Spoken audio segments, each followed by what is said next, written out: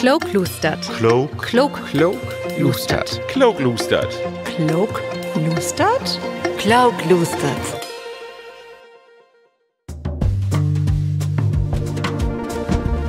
Moin Moin und von harten Willkommen zu Klookloestert, einem plattdeutschen Podcast über Wissenschaft und Gesellschaft. Mein Name ist Adam und ich stelle euch das Thema von der heutigen Folge vor. Wir wollen das von Tag über Kunstklaupte, also künstliche Intelligenz haben. Das ist ein tänklich neue Sache, wo wir die plattdeutschen Beton noch nicht so viel mit an der Hand haben. Man liegt als mit uns schon auf nähere beiden wagen und uns kämpfen wieder. Denn dieser Podcast steigt ja auch unter das Licht von einem Sprachaufbau. Wir wird also mehr Wörter finden und das Sprach besser für die Zukunft abstellen. Man das überlässt ich nur vielleicht besser den Menschen selbst, denn mir gibt das eigentlich gar nicht. Ich komme aus einer Maschine, meine Stimme basiert selbst auf Kunstklaupte.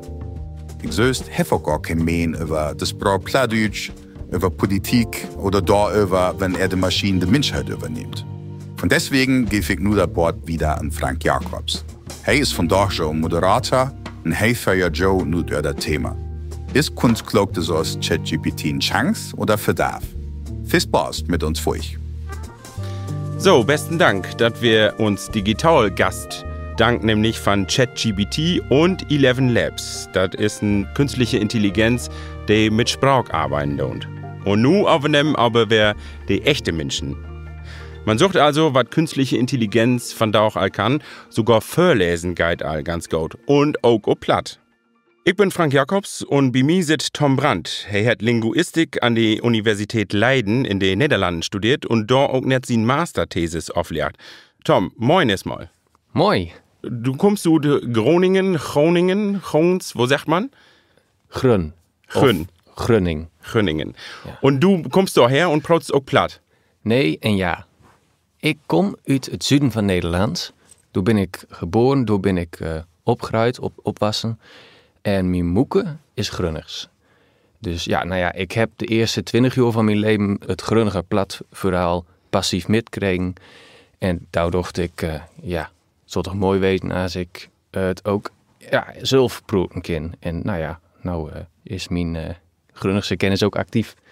Genau, nun bist du hier und das weiten vielleicht auch hebelt gar nicht, denn platt wird nicht bloß in Deutschland praat, sondern auch in den Niederlanden von nämlich 1,8 Millionen Lü und das Grünnige platt, Grünnings sagt man auch, oder? Grünners.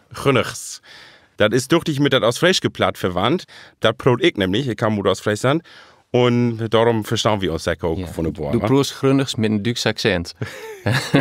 Und du aus Frisch mit einem holländischen Akzent. Ja. So. Genau, da sind wir uns ja mal ähnlich. Ja. Und platt praatst du denn auch auf und zu mal oder ist das mehr so Deutsch und Englisch, vor allen Dingen, wenn du auch in Deutschland bist? Nou, ik ben nooit zo vaak in Duitsland. Ik heb hier een oom en tante. Maar ik ben er nooit zo vaak. Dan is het toch wel normaal om te proberen. Ik heb in school wel Duits geleerd. Dus mijn slechte Duits kan ik wel proberen om wat Duits te praten. Ja, plat. Ja, ik weet natuurlijk nooit of de lui hier ook plat kennen. Het is nooit meer de taal van de meerderheid. Dus ja, het is dan vooral Duits en als dat nooit gaat in Engels. Aber hörst du das denn? Also mir geht das zum Beispiel so, wenn ich mit Lü praten da um Hochdeutsch, mit der Telefonierende oder so, dann hört man dann immer so ein bisschen, der kann wohl platt verstauen oder zumindest auch praten. Magst du das auch und schmitzt dann mal ein plattdeutschen Wort in und dann kommt das was zurück oder wo ist das? Nee, maar ik denk dat dat ook is omdat plat niet mijn moedertaal is. Niet mijn eerste taal. Tool ist Spraak, wa? Taal is een spraak, ja. Ja, genau. Ja. Wat zegt u spraak? Ich sag Spraak oder Taal gibt auch, wobei der Taal auch aus Friesland auch als Zahl ist, aber das ist eigentlich ein ollen Wort für Spraak, Taal. Es gibt auch so einen Verein, der aus Friesland Taal hätten da. Aber von da auch geht das eigentlich gar nicht auf platt, sondern wir haben ja vorhin einmal so ein bisschen gehört in den Inführen, da geht um Kunstklaupte, künstliche Intelligenz. Darüber wir von da auch praten. Und nun mal heel ehrlich, du hast ja die Masterarbeit schreiben oder Masterthesis. Hast du der mit ChatGPT schreiben oder mit irgendeiner anderen künstlichen Intelligenz? Ik heb natuurlijk geprobeerd om dat te gebruiken, ja. Maar dat ding kan nooit mijn resultaten interpreteren. Dus ik kiest wel vragen om synoniem of om, schrijf deze, hoe kiest dit op een andere manier zeggen. Dat soort dingen heb ik wel doen. Dat is ook oké, denk ik. wat nou veel heerst, is dat kinderen het gebruiken om de schoolopdrachten te schrijven. Die schoolopdrachten zijn voor zo algemeen dat het mogelijk is om dat met ChatGPT te doen. Dat ga je nooit voor een masterthesis. Also Schulopdragen sind so Hausaufgaben, meinst du? Oder auch Klassenarbeiten oder sowas? Nou ja, dat ding, ja. Ah ja, und du hast Physik studiert, ist das richtig? Ook, ja. Ik ben begonnen eerst met fysica. En op een zeker moment had ik zo een vak van linguïstiek erbij doen. En dat vond ik zo interessant dat ik dacht, ik moet ook linguïstiek doen. En nou is het eigenlijk zo dat ik dat interessanter vind als fysica. Und wo passt das zusammen? Gibt es da auch Gemeinsamkeiten? Om eerlijk te weten, niet zoveel. Overlap vindt in het programmeren en overlap vindt ook in de logica. Dat ben een soort van, maar het is zeker zo dat dankzij mijn fysica kan ik goud programmeren en met mathematiek werken. En dat is dan ook handig bij het computationele linguïstiek. Handigheid praktisch, oder? Praktisch, ja. Genau, da kenne ich gut. Aus Freshgeplattheit gibt das auch da sagen, wie, das ist handig. Das ist also ähnlich dann. Handig, genau. Ja, und in Physik hast du dir auch irgendwas spezialisiert? Ja, vooral theoretische fysica. Dus ik kies ook experimenten doen, maar ik heb vooral theoretisch doen. En daardoor valt ook dat computationele, dat programmeren valt ook onder meer dat is meer theoretisch als experimenteel. Womit wir bei den Master-Thesis sind, da ging das nämlich Computational Linguistics, oder wo ist das? Ja, computerlinguïstiek. Maar dat gaat in om mijn masterthesis van linguïstiek. Ik heb een master in fysica, maar ik heb ook een master in linguïstiek. Ja, und in de Linguistik hast du aber Computerlinguistik dann schreiben? Ja, ik heb gekeken naar grote tolmodellen. Dat is dus een ding zoals ChatGPT, maar er zijn nog meer van dat soort programma's. Hoe die omgaan met zinnen die incorrect zijn. Een zin is een zats. Daar zeggen we zin. Oké. Ah ja, oké. Ja. Dus de kat eten de vis. Dat is incorrect. Ja. De kat eet de vis. Ja. En dan heb ik gevraagd, kan deze ding zoals ChatGPT, kan die herkennen dat het incorrect is? Kunnen ze het repareren? Dus kunnen ze van de kat eten de vis ook de kat eet de vis maken? En kunnen ze ook verklaren waarom dat nooit goud is? En dat laatste ding, dat is ook voor mensen heel lastig. Ja, waarom is de kat eten de vis incorrect? Dat is niet zo simpel om te beantwoorden. Dus door hopen we dat er op een zeker punt een ChatGPT zo'n soort ding is dat onderzoekers ook helpen kunnen. Nu ist das ja einmal einen hellen speziellen Rebert, was du nu machen da ist, also mit ChatGPT. Ja. Das ist ja ziemlich ingrenzt. Aber vielleicht verklaren wir nochmal für die da gar nichts mit anfangen können, was Computerlinguistik eigentlich überhaupt machen da. Also was ist so der Inhalt von so einem Studium und von der Forschung vielleicht auch? Ja, computerlinguïstiek is heel breed. Dat is bijvoorbeeld, een voorbeeld, kent u dat woord? Bijspel, voorbeeld? Voorbeeld, ja. Oké, dat is een spelling checken. Dat is ook vertalen, dat is dus omzetten van Spaans naar Duits of zo. Iets als tekst naar sprook. Dus als je bij Google Translate klikt op de luidspreker, dan hoort de sprook. Dat is ook sprook naar tekst. Dus hey Alexa, waar is het weer vandoor? Dat is ook handschrift herkennen. Er zijn heel veel dingen die vallen onder de noem computerlinguïstiek. Ja, mit der Handschrift erkennen, das kann ich auch. Also das ist, wenn man mit Smartphone zum Beispiel ob so ein Notizzettel oder so, wo man so per Hand was abschreiben hat, da so ein Bild vermarkten hat, dann gibt das bei einigen Smartphones, gibt das so eine Funktion, wo du dann abklicken kannst und dann gibt dir die das als Drucktext root. Exact. Dat is dan sozusagen dat wat ook deel van computerlinguïstiek is. Ja, dat is ongeveer alles wat met taal en computers. Dat is, dus dat is al breed. Ja, en ik weet dus ook nooit van alles, weet ik wat. En natuurlijk in de laatste tijd is vooral deze ChatGPT heel populair worden, heel interessant en groot worden in de media. Was meinst du, wo kommt das? Also das gibt ja nur seit ungefähr ein Jahr, so, dass das sozusagen öffentlich gemacht worden ist. Aber wieso ist das just ChatGPT so populär worden? Ja, nou, wat zo bijzonder is aan ChatGPT is dat het een dat het algemeen is. ChatGPT kan uit één ding, het kan omzetten van toon, het kan spelling checken, het kan een brief voor die schrijven, het kan code voor die schrijven, het kan heel veel. En ja, dat bestaat nou en dat was er nog niet. Dat is künstliche Intelligenz, Kunstklokte, und aber dieser Begriff ist man ja, seitdem das nur rutkommen ist, immer wer strumpelt. Aber das Prinzip, was dahinter steckt, also wo funktioniert das eigentlich? Das sozusagen man so ein Apparat da vordendeit mit irgendwelchen Begriffen oder Fragen oder sowas und dann kommt da irgendwas rut, was man vielleicht auch brauchen kann. Was steckt da für ein Prinzip achter? Wo funktioniert das? Hoe functioneert ChatGPT? Nou, ChatGPT is een neuraal netwerk. En dat wil zeggen, het is niet gebaseerd op de... Ja, wat zegt u ervoor? De hersens? Die... Gehirn, meinst du? Oder? Ja. Ja, ik zeg Gehirn. Gehirn, ja. Oder Bregen. Bregen, oké. Ja. Nou ja, de hersens, de grote walnoot in die kop. Dat is ook een fijn begrip. De grote walnoot, weil je zo goed zei dat is een walnuss, wa? Grote walnoot, ja. Ja. Het is geïnspireerd door de neuron en de verbinding tussen neuron in die hersens, in die kop. Maar het is niet zo dat ChatGPT echt een online brain is. Dat is niet zo. Wat ze doen hebben bij OpenAI, dat is het bedrijf achter ChatGPT. Nou, ze hebben hem ongeveer trained op het halve internet. Dus dat is Wikipedia, dat is Bauken, dat is veel meer nog. Dus dat ding heeft veel meer lezen als wie in ons leven lezen kan. En dooruit ontstaat een structuur. Dat ding herkent regelmatigheden in taal. Dus dat herkent eigenlijk de context. Dus de context van eten, van het verb, werkwoord eten is het ding dat je eet en de persoon die het eet. Het context van spaghetti is Italiaans en nog veel meer. Nou ja, en zo, dat is eigenlijk het belangrijkste, denk ik. Dat ding leert context. Nou, en door dat trainen kunnen ze dan nog fine-tunen. En dat fine-tunen, dat wil zeggen dat ze ervoor zorgen dat de output ook is zoals ze willen dat die daar is. Dus dat als ik een vraag stel, dat er niet een algemene context uitkomt, maar ook echt een antwoord. Nou ja, dus dat is hoe ChatGPT bouwd is.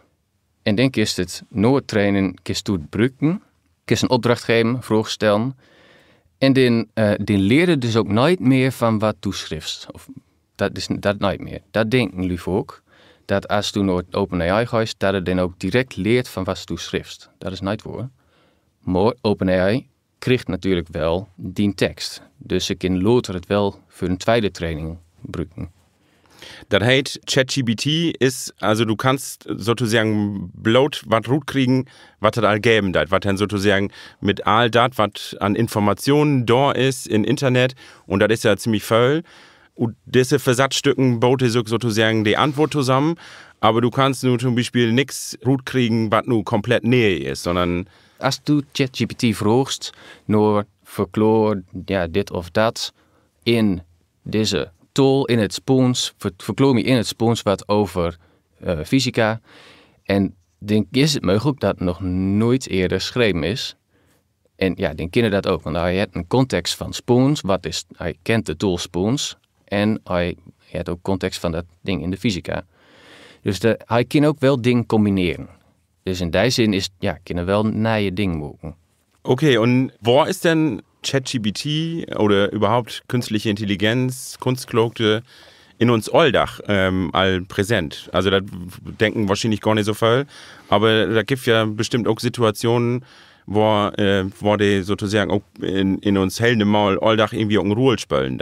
Ja, nou zo'n systeem als ChatGPT, dat hebben we nog niet zoveel in het normale leven. Maar wat simpelere vorms van kunstmatige intelligentie vindt het wel natuurlijk. Hè? Elk kanaal heeft op zijn telefoon een spelchecker. En er zijn nou ook auto's die AI-assisted parking hebben. Daar is ook zo'n, ik weet niet, dat is niet een tool ding, dat is niet linguïstiek, dus ik weet er niet veel van, maar dat is zeker ook kunstmatige intelligentie.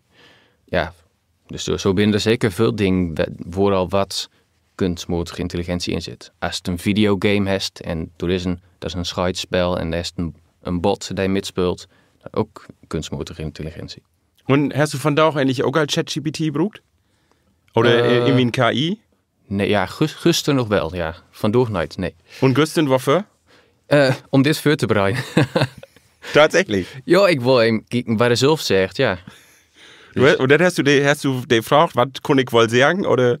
Wat voor een ding bestond er in de computationele linguïstiek, computerlinguïstiek? En dan kunnen zo een lijst schrijven van taalpassing, van waar dat gebruikt wordt. Und die kann man denn, also du bist ja von Fach, also du weißt ja, was Computerling. Und ist denn so eine Liste, kann man die so nehmen oder muss man trotzdem nochmal kicken, ob das auch wirklich so stimmt? Wo ist das? Ja, nou ja, dat is het probleem. Wat ChatGPT doet is, hij geeft een antwoord wat coherent is, wat de juiste context heeft. Het is nooit zo dat er ook altijd de waarheid uitkomt. Zeker niet. Als je ChatGPT gebruiken wilt, dan moest altijd kijken. Dan moest je ook... Bist du verantwoordelijk voor of het correct is wat er staat? Als du dat nooit beoordelen kiest, ja, dan moest dat nooit gebruiken. Daarom kan ik er nog vragen, want het is meer dat ik zo snel het even nooit 8 dingen nemen kan in de computerlinguïstiek. Maar als ik het lees, dan weet ik wel, ja, dat is correct. Nee, dat is nooit relevant. En dat... Sozusagen so ein bisschen als so ein Hulp, so als Brainstorming, sowas. So ein Exact, als een brainstorming ding, ja. Kun je het wel zeker gebruiken. Maar ja, je moest altijd zelf beoordelen of het correct is wat er staat. Genau, ChatGPT, das ist ja der bekannteste. Das GPT steht für Generative Pre-Trained Transformer, also ein vertrainierten Umwandler. Das Programm kommt von das Unternehmen OpenAI, das habe ich auch gehört. Und als das 2022 online gegangen ist und für irgendein kostenfrei wäre, haben sich in bloß 5 Tagen over 1 Million Menschen dafür anmeldet. Und das ist so gauw gegangen und so viel haben sich dafür anmeldet, das hätte das noch nicht gegeben im Internet für so einen Service. Was würdest du sagen, Tom? Mag der Reiz von ChatGPT gut? Was ist ein Reiz? Ja, so, was macht das so spannend, dass die Leute da so drauf anspringen don't? Ja, nou ja, dat het lijkt alsof we alles kennen. Toen lijkt dat op. Het is nooit waar. Het is nooit zo dat alles wat eruit komt ook correct is, ook logisch is. Maar ja, was het ook zegt, verkloor wat, hoe zegt dat, een somvatten, summary. Samenvatten, ja.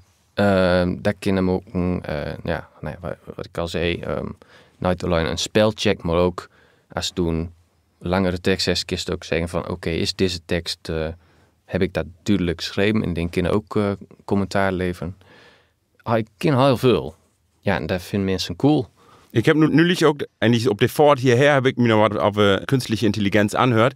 Und da hat ein vertellt, dass das vor allen Dingen auch von Schulen gebraucht worden ist. Da habe ich auch auf Hausaufgaben und Schularbeiten und so, die da helfen können. Und das Interessante wäre, was ich da vorhin die Information, dass als die Sommerferien anfangen sind, und die Sommerferien werden, dass die Nutzeraufkommen von ChatGPT zumal in den Keller gegangen ist. Ja. Und als die Schule losging, ging das wieder hoch. Also Schulen sind wahrscheinlich, oder Leute, die sozusagen lernen müssen und mit Sprache und mit Wetenschap und was wir da zu tun haben, dass die das auch viel mehr nutzen, don't? Nou ja, zeker een scholier krijgt opdrachten die heel algemeen zijn. Biologie is het gelijk in elke school. Dus, en er is op internet en in Bauken heel veel erover geschreven. Dus er is in de trainingsdata van ChatGPT ook heel veel over biologie. En ook over ongeveer alles wat je in school vindt. Dus daarom is het ChatGPT ook een heel sterk ontwikkelde context voor die ding. En kunnen die opdrachten van de kinderen ook goed schrijven. Und hört hat für den, du bist ja als Wissenschaftler unterwegs, hast die Masterthesis auch in Computerlinguistik geschrieben. Hört denn ChatGPT für den Arbeitsalltag auch dazu? Ja, wat Luv ook denken is dat er ook echt alles met dank is. Dat het alles schrijven kan wat ik wil dat het schrijft. Dat is niet zo.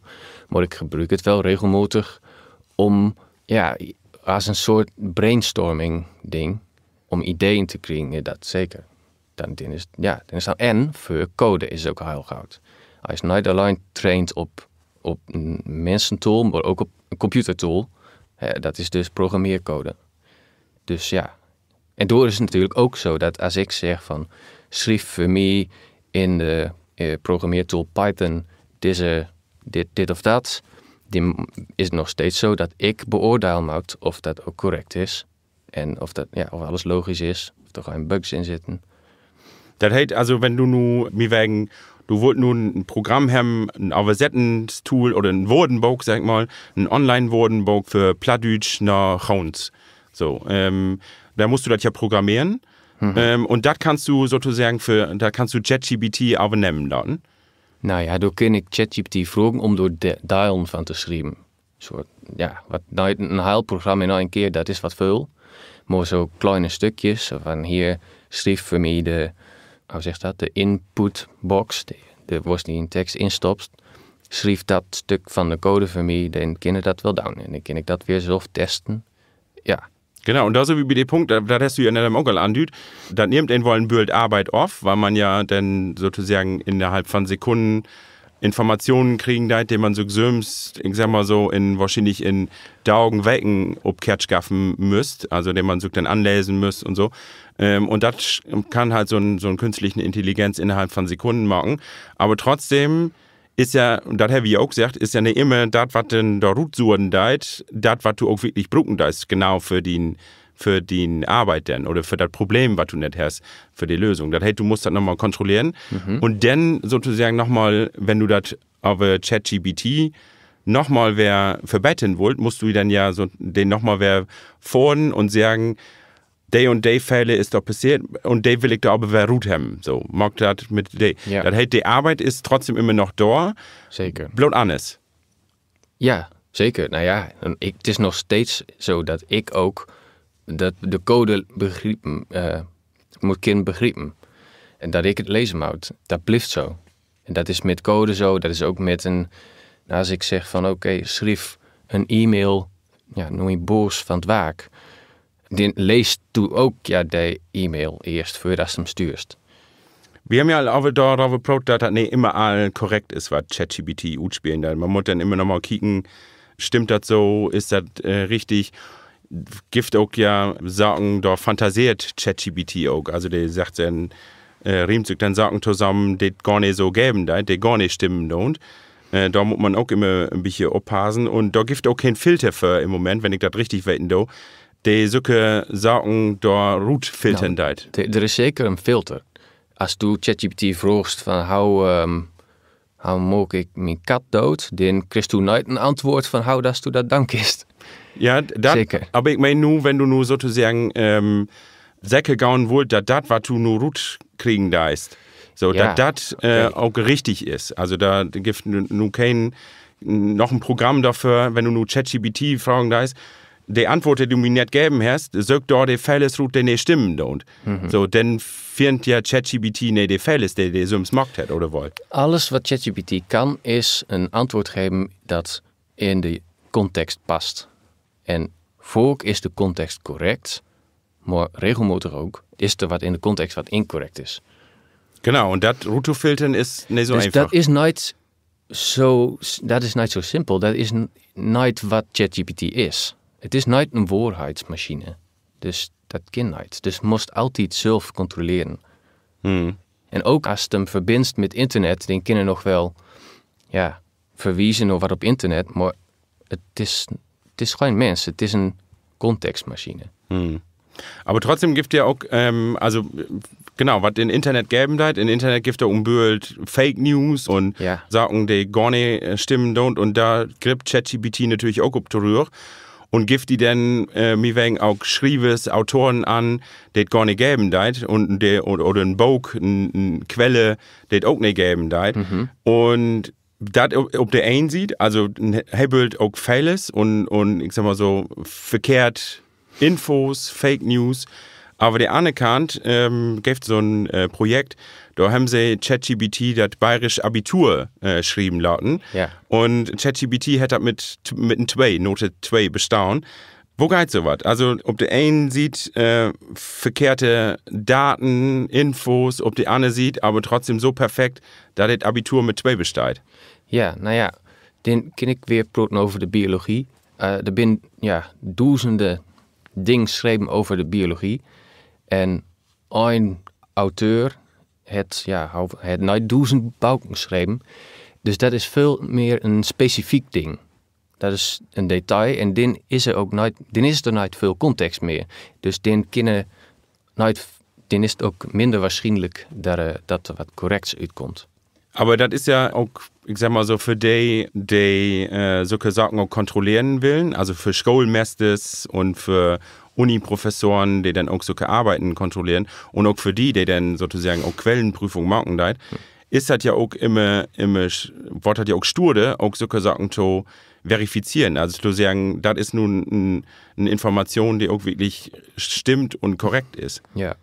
Nou ja, het is natuurlijk mogelijk om ChatGPT te fine-tunen zodat het nooit een bron geeft. Een bron is een kwelen. Ja. Dat het dat nooit geeft. Dat is mogelijk. Dat het zegt van, net zoals het zegt, als ik vroeg, hoe maak ik mijn kat dood? Dan geeft er gewoon een antwoord. Dat is fine-tuned. Dat zo gaat. En denk is dat ook dan met een bron. Bedenk voor mij wat een bron is bij dit argument. Dan kun je ook zeggen, het antwoord dat we wensen te zijn is, ik kan die geen bron geven.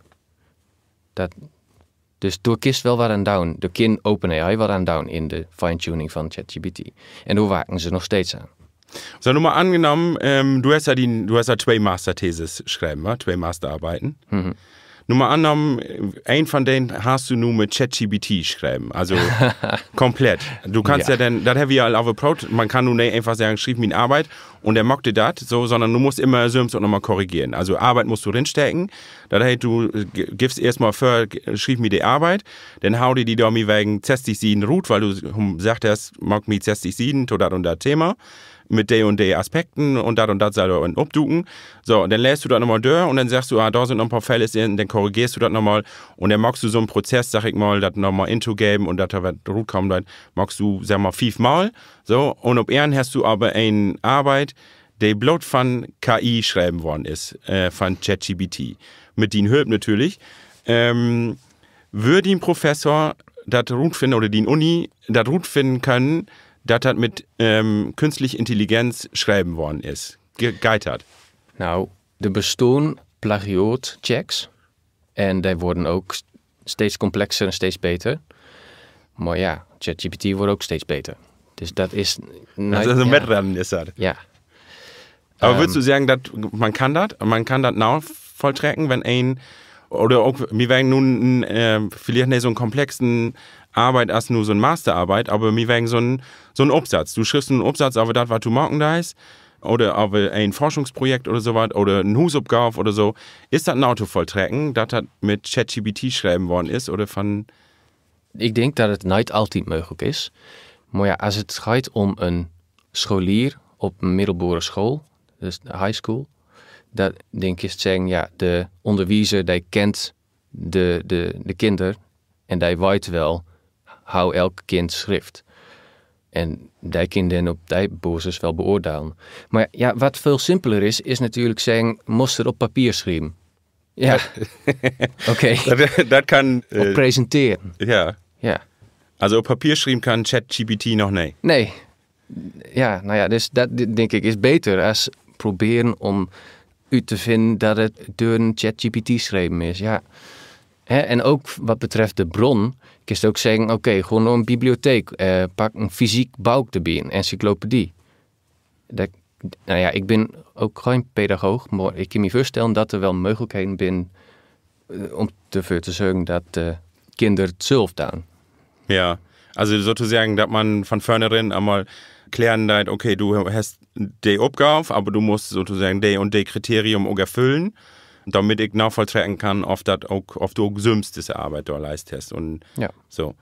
Also wir holen fast, dass wirklich gut zu finden auf ChatGPT, das für ein Schreiben hat, ist in Hebelt Texten, kann man das nachvollziehen vielleicht, weil dann dort die Fälle sind, aber man kann das vielleicht wahrscheinlich nicht 100% nachweisen, ob das nun ein Mensch oder eine Maschine schreiben hat. Mhm. Das ist so ein bisschen, ja, da so wie eigentlich bei den Problemen, die auch diese künstliche Intelligenz mit sich bringen, das ist ja ein hell Rummel.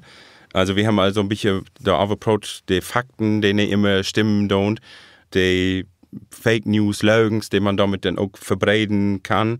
Sowas ist natürlich immer so ein Saug. Was gibt denn noch so für Probleme, die mit künstlicher Intelligenz zusammenhängen? Nou, een probleem dat al bekend is het probleem van auteursrecht. Dat is copyrights. Ik weet niet hoe du dat zegt. Ja, also op Deutsch ist das Urheberrecht. Okay. Dat als jeder, der was schreiben deit oder was veröffentlichen deit oder Musik machen deit, da auch das Recht op hat, dat das sein eigens ist. Dat bezit, ja. Het is mogelijk dat ChatGPT een tekst schrift die min of meer een kopie is van wat een auteur schreef met. Zeker als het hem verbindt met internet, dan kunnen zo ding van internet kopiëren. Dus dat is een probleem. Ja, also das sozusagen dann derjenigen, die geistig Eigentum haben, also Romanen schreiben, wie wegen, oder Arbeiten schreiben, als du das machen darfst, oder Musik ist ja auch immer ein großes Thema. Da gibt es auch noch kein Gesetz oder irgendwie so eine rechtliche Vereinbarung oder irgendwie sowas, wo man damit umgehen will. Ja, dat weet ik niet of er aan rechtelijk wat voor is. Maar dat komt zeker. Dat is ook zeker nodig. Het is zeker een probleem dat dat is met tekst zo, dat is met muziek zo, dat is met beeld zo. Ik ben ook van de KI-programma's die waar als het vroeger kinst van Mook een pinguïn in de stijl van Rembrandt of Van Gogh. Nou ja, oké, daar ben in dood, maar als het terrein is, die nog leeft, dan had het nog zien. Ja, hij dat dan ook copyright of auteursrecht. Nou ja, dan is het ook zien of haar eigendom.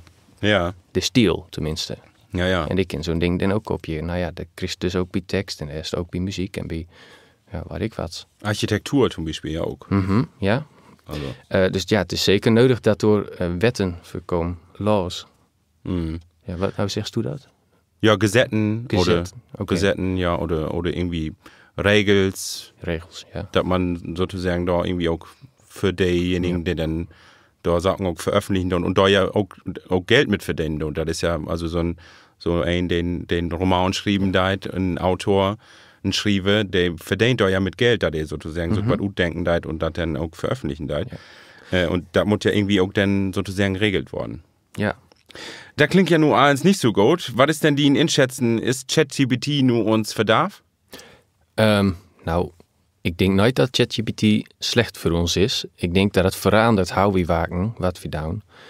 Maar ja, zoals ik al duizendmaal gezegd heb, het blijft zo dat wie, de mensen, controleren wat eruit komt en besluiten of we het gebruiken willen. Ja, en dat wie weten of het correct is. Waar kan man dat dan goed inzetten? Nou, ik gebruik het vooral bij code. Dat is voor mij het ding waar ik het meeste verbruik. Ja, ik kan me voorstellen dat een middelbare scholier het ook gebruikt voor allerlei dingen. Die leren zo'n algemene ding dat die kunnen er veel meer met. En ik denk, ja, natuurlijk is dat ook een probleem dat ze nooit zelf nadenken. Maar het is ook nodig dat ze leren hoe een mens goud met ChatGPT waken kan. Wat kist er wel en wat kist er niet mee doen. Das ist ja auch eine Diskussion, die in Deutschland Bild gemacht wird. Sei wie das nur verbieten an den Schulen, wo soll man damit umgehen? Die Schule schreiben da Hausaufgaben mit und Beträgen sozusagen. Gibt diese Diskussion in Nederlands ook? Ja, natuurlijk. Ik denk overal. Maar ja, dat verbieden, dat is zinloos, denk ik. Als het wijst hoe dat ze ermee waken moest, dan is het handig. Dan kan het echt handig wezen. Dan kan het echt praktisch wezen. Dus ik denk dat het veel belangrijker is dat niet alleen op school, maar overal dat mensen leren hoe ze ermee waken kunnen. En wat betrouwbaar is en wat niet. In heel Science-Fiction-Films wordt dargestellt, wo die Roboters oder künstliche Intelligenz die Weltherrschaft übernehmen, zum Beispiel wie Matrix. Hier ist auch von der sogenannten Singularität die Sprache. Also just dem Moment, wo die Menschen und Maschinen die sylwig kognitiven Tüchtigkeiten besitzen. Also das Denken, das Erkennen, das Verstauen und das Verarbeiten eigentlich ist. Da sind wir noch lange nicht, das ist klar. Oder vielleicht auch doch, man weiß auch vielleicht nicht so genau. Man liegt es, will ich hier den Turing-Test anführen, der 1950 von Alan Turing formuliert worden ist. Das ist ein von den wohl bekanntesten frühen Computeranalytikers. In diesem Test gibt es eine Fragestelle, die mit den zwei Parteien über ein Computerinterface, also per Tastatur, und auch was zu hören oder zu sehen kommuniziert. Ein von den Parteien ist ein Mensch und die andere ist eine künstliche Intelligenz. Wenn die Fragestelle auch noch in langen Gespräch nicht sagen kann, wer nun Mensch und wer Maschine ist, dann hätte die künstliche Intelligenz den Turing-Test bestanden. Aber die nächste Firma von ChatGPT 4.0 wird nun vermeldet, dass das all die Turing-Test bestanden hat. Anne zweifelt da an, man sagt, dass die Tocam-Version ChatGPT 5.0 das wohl können wird. Tom, was sagst du dazu? Ja, wat bewijst de Turing-test? Dat bewijst dat een mens denkt dat een ander ding een mens is. Dus dat wil nog niet zeggen dat er ook echt intelligentie achter zit. ChatGPT is wel besproken. Dat kan mooi praten. Maar dat wil niet zeggen dat het ook denken kan. Dat er ook echt wat achter zit. Wat ik al zei, het blijft een contextmachine. Aber der kann zumindest so doen als wenn een mens is. Nou, oké, op dit moment kunnen dus antwoorden, maar kan niet automatisch zelf praten. En hij doet ook niks als toen niks zegt. Dus ja, in die zin is het nooit wie denkt continu en wie in ons hoofd, in onze kop, is er altijd tool. ChatGPT doet niks als je niks vraagt. Aber das ist ja bei uns nur auch so. Wir sitzen hier auch im Studio. Ich frage dich was, du sagst was und dann antworte ich darauf. So funktioniert das ja bei ChatGPT auch. Also man muss zwar Text ingeben, aber das wird wahrscheinlich nicht lang und dann kann man auch sozusagen als Sprachnachricht das da ingeben, als bei Amazon Alexa oder sowas. Und dann antworte ob das, was du dir sagen darfst. Und wenn man sich das so vorstellen darf, ist das denn wirklich so, dass ChatGPT, dass man nicht mehr unterscheiden kann, ist das nun ein Mensch, der mit mir praten darf? Oder ist das eine Maschine? Ja, ik kan me voorstellen dat we op een punt komen dat onderscheid niet zo duidelijk is als het alleen tekst is. Ja, het blijft zo dat het die niet begrijpt. Dat het is niet, hij heeft geen emoties, het geen denken. Zo'n systeem als ChatGPT, zoals ik het zei, is dat nooit een echt wezen, een mens. Of hoe het ook werkt is, ik zeg wat tegen ChatGPT, dan geeft een antwoord. En als ik dan nog maar wat zeg, dan is het niet zo dat het onthoudt waar ik gezegd heb. Dat is, wat eigenlijk schijt is, als ik dan een tweede ding zeg, dan leest ChatGPT, dan start ChatGPT vanuit niks. Dat is weer blanco en hij leest mijn oorspronkelijke vraag, zijn eigen antwoord, mijn nieuwe vraag en met die informatie komt er een antwoord. Dus elke keer dat ik ChatGPT wat vraag, begint er een nieuw ding. Het is niet zo dat de verbinding in het neuraal netwerk veranderen als het ermee praat. Dat is ook een verschil met mensen. Als wie praat met elkaar en de verbinding in onze kop veranderen nou. Dat is niet zo met ChatGPT. De trainingsfase en de bruiksfase daarbinnen scheiden. Das Rebet ist halt ziemlich groot op elke manier, also in Wissenschaft, wie ihr hört, in School, aber auch in der Industrie, in Wirtschaft. Da überall spielt das irgendwie eine Rolle, wenn von da auch noch nicht, dann aber in Zukunft. Aber wir wollen das hier von da auch nur erstmal dabei belauten. Genau, ich bedanke mich, dass du hier bist und uns da ein bisschen Einblick gegeben hast. Und wie aber künstliche Intelligenz und ChatGPT hier praten dürfen. Nun noch mal eine Frage, hast du sonst einmal opplatt over dit Thema praat? Nee, dat was de eerste maal. En hoe werd dat? Nou, dat ging gauw, dacht ik. Ja, het is natuurlijk voor ons een experiment geweest dat ik van de Nederlandse kant kom. Maar ik dacht, de tool was nooit het probleem. Dit thema is complex. En ik denk dat ik in elke tool het lastig vind, stoer vind om dat duidelijk te verklaren. Maar wat betreft het plat, ja, ik vond het al mooi. Ik kan die goud verstaan. Ik denk ook omgekeerd. En wat meenst u, ChatGPT, kan die ook plat? Ik heb geprobeerd. Ik denk dat die voorstelling is dat de trainingsdata nooit zoveel plat bevat. Maar als je hem vroegst, schreef me dit of dat in of op plaats, of grunnigs, of wat je ook wilst, Oost-Fries, dan komt er wel wat uit. En nou, dat is zeker niet correct en normaal plat, maar het lijkt er wel op. Het is wel in de juiste richting. Wir sind gespannt, wo sich das entwickeln wird. Ja, zeker. Liebe Tohörerisches und Tohörers, wenn die Tohus nicht all worden verstauen haben, dann kicken die in die Shownotes oder Infos, da haben wir ein List gemacht mit Nähe worden zu das Thema. Und wenn die noch andere Fragen an den Gast oder Rückmeldungen haben, schreibt uns gern an info@niederdeutssekretariat.de. Das wird von uns. Wieder geitert in die nächste Folge mit Kloklustert.